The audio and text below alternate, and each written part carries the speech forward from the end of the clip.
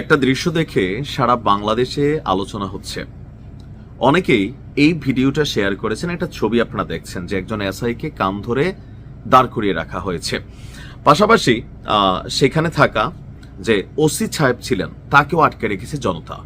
সবাই নিন্দাও করছেন, আবার অনেকে সমর্থনও করছেন। আমার অবস্থান হচ্ছে সমর্থন করা। দেখেন, আমার পরিবারে, বন্ধু বান্ধব সার্কেলে পুলিশের এএসআই লেভেল থেকে এএসপি লেভেল পর্যন্ত 9 জন মানুষ আছে। বন্ধু বান্ধব লেভেলে আরো অনেক বেশি, যেহেতু আমার সাথে যারা ভিক্টোরিয়া কলেজে পড়াশোনা করেছে ম্যাথমেটিক্সে, তো আমার অনেক বন্ধু বান্ধব এখন পুলিশের বা আর্মির বিভিন্ন জায়গায় আছেন। তো কেন আমি আজকের এই ভিডিওটাতে এই ওসি সাহেবকে আটকে রাখা এবং এসআই সাহেবকে কানে ধরে দাঁড়া করানোর পক্ষে অবস্থান নিলাম, একটু ব্যাকগ্রাউন্ডটা আপনার জানতে হবে। কারণ আমরা একটা ফুটেজ দেখছি। এই ঘটনা আমরা পুলিশের কাছ থেকে কখনোই কামনা করি না। রাজশাহীর পুঠিয়া উপজেলার পোল্লাপুকুর এলাকায় এক সড়ক দুর্ঘটনায় নারী সহ আহত হয়েছিল 3 জন। পরবর্তী সময় তারা নিহত হয়েছে। অর্থাৎ সড়ক দুর্ঘটনায় প্রাথমিক আহত হয়ে ওই স্পটেই তারা পরে মারা গেছে। স্বাভাবিকভাবে জনগণ ক্ষিপ্ত ছিল। তো দুর্ঘটনার পর যে ঘাতক বাসটা, এইটাকে জনগণ আটকে ফেলে। পরবর্তীতে পুলিশ এসে সেই ঘাতক বাসটিকে পালিয়ে যেতে সহায়তা করে এবং ঘুষ নেওয়ার অভিযোগ তোলে যে ওই ঘাতক বাস ড্রাইভার থেকে এমনি তো ছাড়া নেই, স্বাভাবিক, এটা বাঙালি বোঝে, টাকা পয়সা নিছে।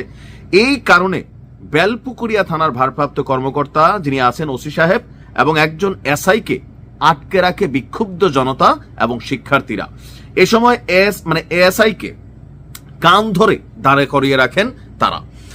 আর এই ঘটনা হচ্ছে গতকালকে আনুমানিক 5টার দিকে রাজশাহীর দিক থেকে আসা একটি যাত্রীবাহী অটোরিকশার সঙ্গে বিপরীত দিক থেকে আসা রাজকীয় পরিবহন নামক একটা বাসের মুখোমুখি সংঘর্ষ হয়। ঘটনাস্থলে 1 জন নিহত হন আর এরপরে আরো 2 জন। প্রত্যক্ষদর্শীরা বলছেন যে দুর্ঘটনার পর স্থানীয়রা আহতদের উদ্ধার করে রাজশাহীর মেডিকেল কলেজে হাসপাতালে নিয়ে গেলে বাকি 2 জনও মারা যায়। আর দুর্ঘটনার পর বেলপুকুরিয়া এবং পুঠিয়া থানার পুলিশ ঘটনাস্থানে পৌঁছালেও সীমানা জটিলতা নিয়ে 2 থানার মধ্যে দীর্ঘ সময় বিতর্ক চলে। কেন ওই সময় সীমানা নির্ধারণ করতে হবে? পুলিশ তো পুলিশই। এই বিষয়গুলো নিয়ে মাঝে মাঝে ভেজাল লাগায়। সাদ্দামের ইস্যুটাও কিন্তু এই ভেজালই গেছে। উভয় পক্ষই ঘটনাস্থলে নিজেদের আওতাভুক্ত নয় দাবি করে লাশের দায়িত্ব নিতে অস্বীকৃতি জানায় বলে অভিযোগ ওঠে। এ সময় ওই স্থানে থাকা পুলিশদের দায়িত্বহীনতা, ঘাতক বাসটিকে পালিয়ে যেতে সহায়তা করার অভিযোগে জনগণ ক্ষুব্ধ হয়ে ওঠে। এক পর্যায়ে বিক্ষুব্ধ জনতা বেলপুকুরিয়া থানার ওসিকে ঘটনাস্থলে অবরুদ্ধ করে ফেলেন। ঘুষ গ্রহণ এবং দায়িত্ব অবহেলার অভিযোগ তুলে তাদেরকে আটকে রাখে বিক্ষুব্ধ জনতা এবং শিক্ষার্থীরা। ঘটনার পর পোল্লাপুকুর এলাকায় ঢাকা রাজশাহী মহাসড়ক অবরোধ করে বিক্ষোভ করেন হাজার হাজার মানুষ। পরিস্থিতি নিয়ন্ত্রণে আনতে পুলিশের মতিহার জোনের উপকমিশনার তিনি আপনার ঘটনাস্থলে গিয়ে বিক্ষোভকারীদের সাথে আলোচনা করেন এবং পুলিশ সদস্যদের বিরুদ্ধে দৃষ্টান্তমূলক ব্যবস্থা নেওয়ার দাবি জানান। এই ঘটনাগুলো অমানবিক। পুলিশের মধ্যে কি পরিবর্তন আসছে? অনেক জায়গায় আসছে, অনেকের মধ্যে আসে নাই। একে ছিল আওয়ামী লীগ পুলিশ, এখন অনেকে হয়ে যাচ্ছে জামাতি পুলিশ, বিএনপি পুলিশ, আবার ঘুষ নেওয়া পুলিশ। এইগুলার বাহিরে কিছু পুলিশ আছে যারা রাষ্ট্রের পুলিশ, জনগণের পুলিশ। আমার বন্ধু বান্ধব সার্কেলে যারা আছে, 2-1 জন একটু আছে ডিস্টার্বেন্স, বাট বাকিদের সাথে যখন আমি কথা বলি, আমার এক ফ্রেন্ড আছে আপনার এএসপি, তো আমি যখন তার সাথে কথা বলি, সিলেটে আছে, ভিন্ন রকম। সব যে খারাপ ভাই তা না, সব কিন্তু আসলেই খারাপ না। কিন্তু কিছু মানুষ আছে, এই একটা ঘটনা ঘটলো, এখানে মানুষ মারা গেল, আপনি ঘুষ নিলেন। ভাই, এই ঘুষের টাকা খাইয়া আপনার বউ বাচ্চা আপনি পালবেন? মানুষ হবে এরা?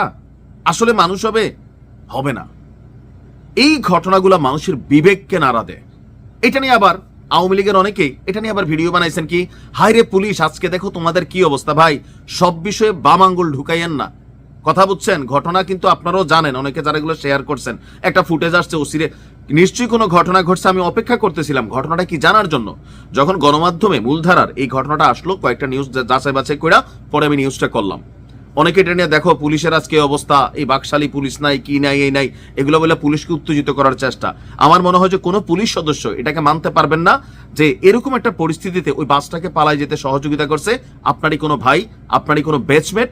নিশ্চয়ই আপনি তার বিরুদ্ধে প্রতিবাদ করবেন। এটা আপন ভাই হইতো তাও তো আমরা প্রতিবাদ করতাম। একটু মানবিক হন, একটু মানবিক হন। হারামে কিন্তু ভাই আরাম নাই। আপনাদের উপর মানুষের গোস্বা তৈরি হয়ে যায় এই রকম ঘটনাগুলোর কারণে। তবে দুই একজন কর্মকর্তার জন্য আমরা পুরো পুলিশ ডিপার্টমেন্টকে বলতে পারি না। আমরা অনেক মানবিক পুলিশ দেখেছি, বাট এদের দৃষ্টান্তমূলক সাজা হইতে হবে। ভালো থাকুন।